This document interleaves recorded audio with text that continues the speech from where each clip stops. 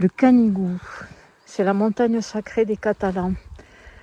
Avec ses 2784 mètres, c'est la première vigie pyrénéenne qu'on aperçoit depuis les terres, depuis très loin, depuis la Méditerranée. Début août 2025, on est parti à deux pour faire le GRP qui s'appelle Tour du Canigou et qui permet donc de tourner autour de ce géant pendant 4 à 5 étapes.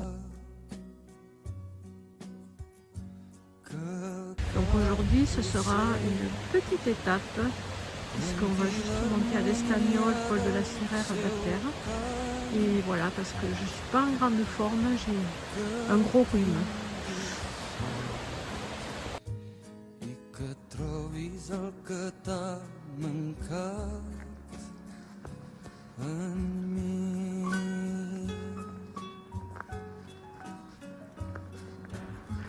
Arrivé à la maison forestière de l'Estagnol, à 1479 mètres. Mais la fontaine ne coule pas.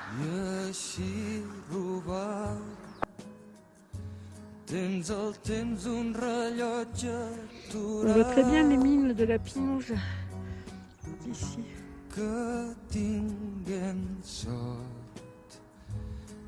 Trobem tot el que ens va mancar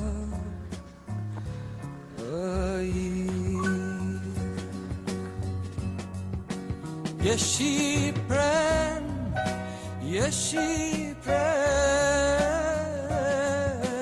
tot el fruit que et pugui donar el camí que a poc escrius per demà.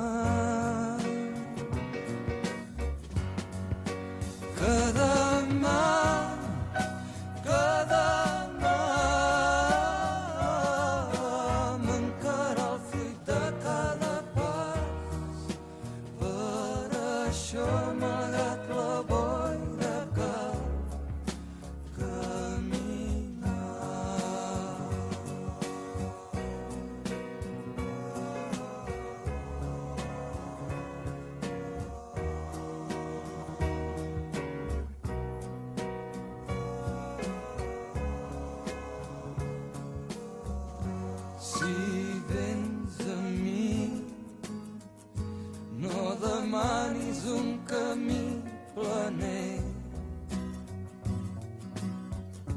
ni estels d'argent, ni un demà ple de promeses, sols un poc de sol. Ce chemin-là est très joli. Et nous garde un peu à l'abri de la forte chaleur qui démarre.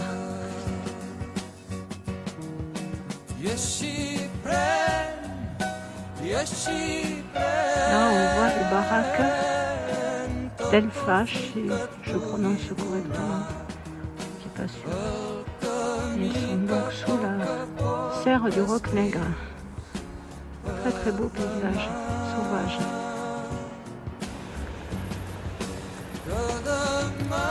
Donc on est à mi-chemin.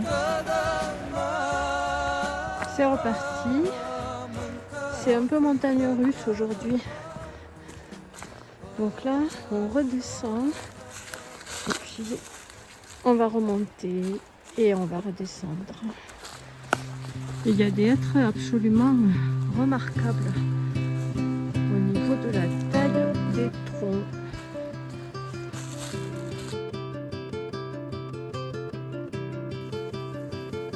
La Devèze.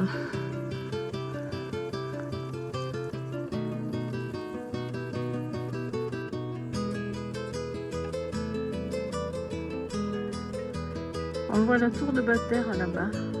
On est passé à côté hier. À vol d'oiseau, ça fait pas très loin. Mais vu qu'on suit tous les contours de la montagne, ça commence à faire quelques kilomètres. Là, on est au col de l'Estagnol et on arrive sur une très jolie jasse aussi d'altitude. Il y a un peu d'air, ce qui est très agréable.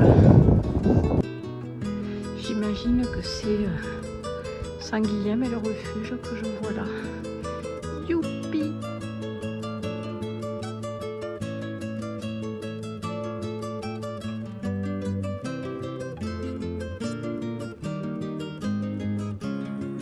Voilà la petite chapelle de Saint-Guilhem.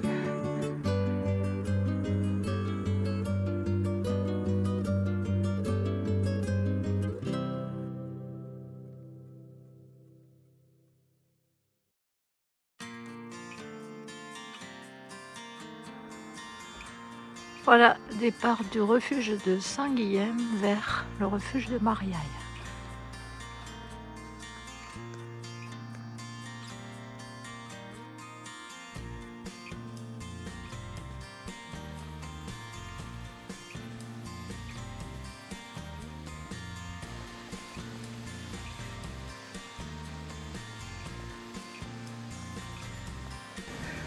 On arrive aux estables.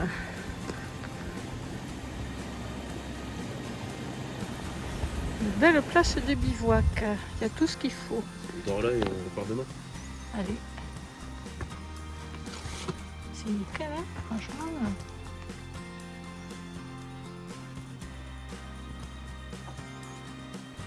Même la petite cheminée là.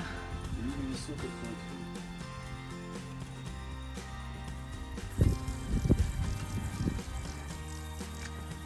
Hall de la Descargue. Une montée un peu rude sous le soleil. On repart après la pause de midi. Il nous reste 300 mètres de dénivelé à monter jusqu'au Plat Guilhem.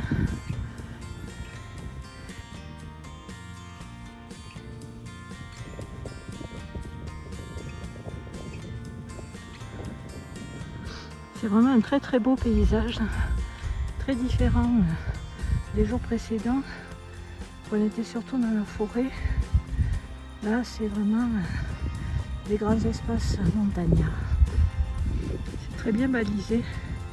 Ça me rappelle le balisage du mont Lozère avec les pierres plantées.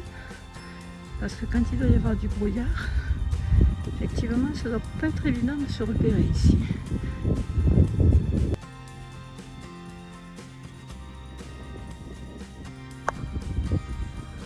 Voilà le point culminant de la rando, à 2300 mètres. C'est le Saint-Jean-de-Col qui garde l'entrée du Plat Guilhem.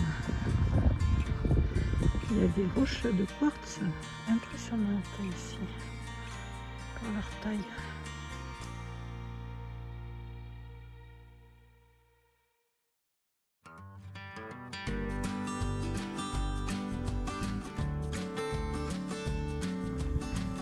Je pense que ça doit être le refuge de Mariaille qu'on aperçoit.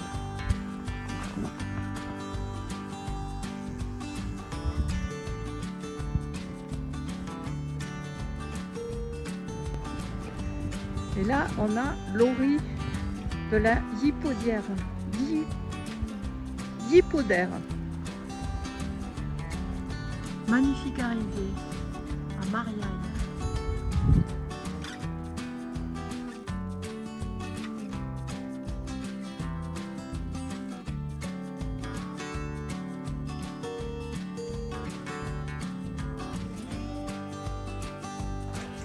Allez, Mariaille, départ pour les cortèges.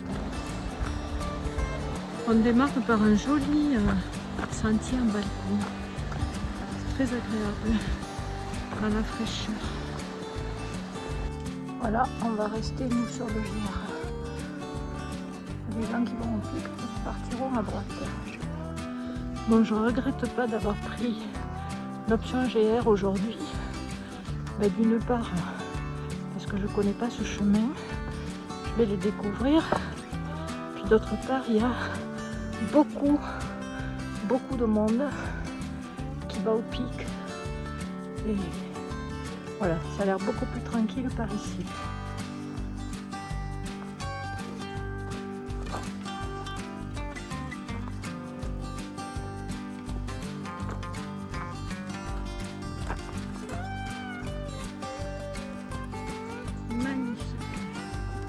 Coll des Cigales, 2049 mètres.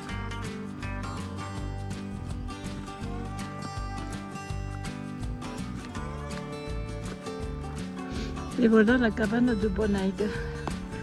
Elle est vraiment située à un endroit magique.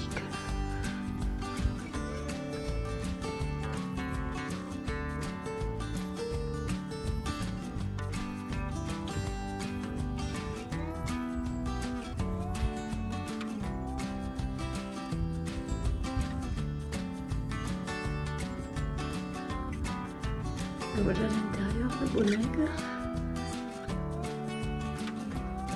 Il y a 2 pièces.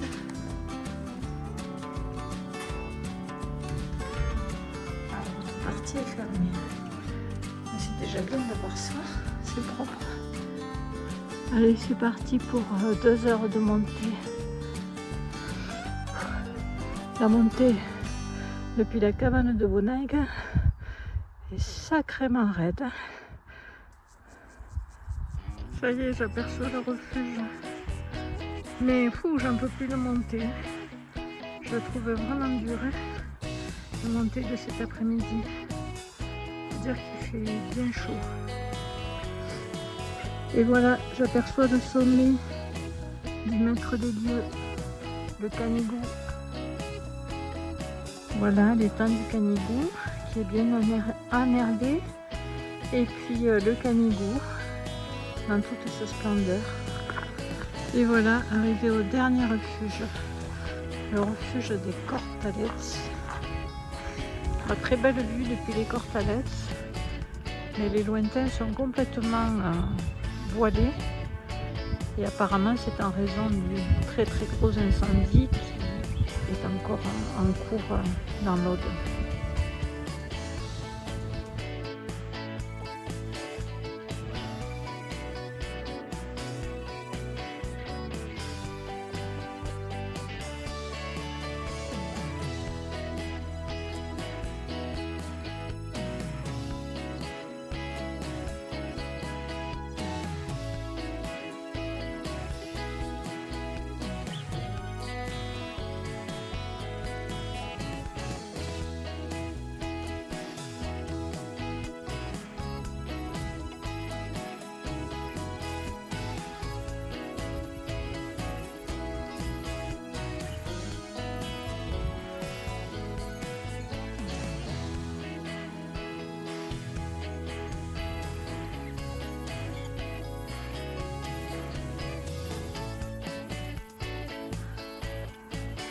On voit Los Mazos de Vellmania en bas. Et donc moi je continue encore un peu la crête pour descendre après vers Ballestavi. Est-ce que ça serait pas un bel endroit pour pique-niquer? Avec la chaleur qu'il fait, je pense que ça va être très bien. J'approche de Ballestavi et la trace grise dans le ciel au fond, là, je suis quasiment sûre que c'est les fumées de l'incendie des Cordières.